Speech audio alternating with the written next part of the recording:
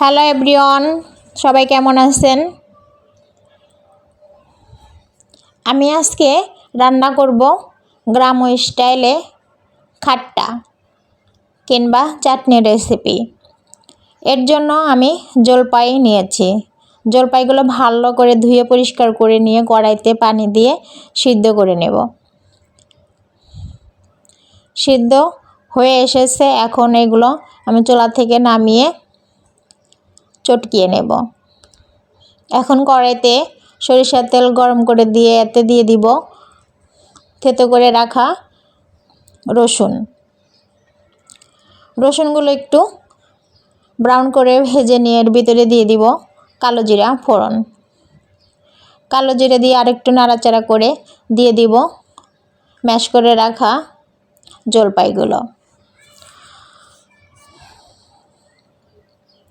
জলপাইটা দিয়ে তেলের সাথে একটু ভালো করে নাড়াচাড়া করে ভেজে নেব। এ পর্যায়ে দিয়ে দিব একটু হলুদ গুঁড়ো আর স্বাদ মতো লবণ।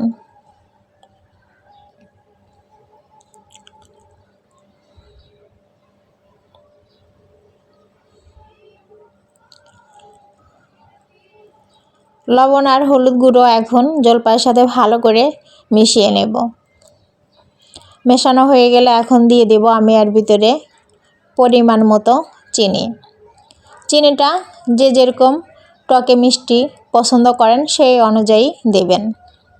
আমি এবার টক জিনিসই বেশি পছন্দ করি, তাই অল্প চিনি দিলাম। এখন চিনি দিয়ে জলপাইয়ের সাথে ভালো করে মিশিয়ে নিয়েছি। এখন দিয়ে দিব পরিমাণ মতো পানিটা দিয়ে আবারও জলপাইয়ের সাথে ভালো করে মিশিয়ে নেব। মিশিয়ে নিয়ে রান্না করব কিছুক্ষণ।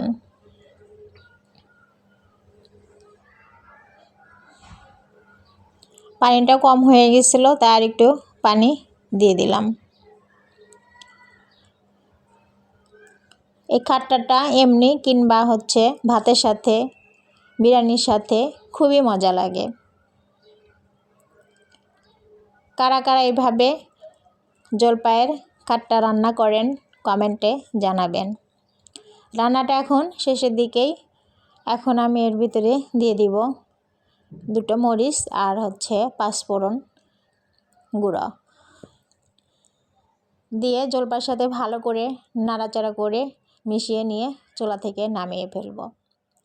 যে যেখান থেকে আমার ভিডিওগুলো দেখছেন সবাই লাইক, কমেন্ট এবং শেয়ার করতে ভুলবেন না। ধন্যবাদ সবাইকে ধৈর্য সহকারে আমার ভিডিওটা দেখার জন্য।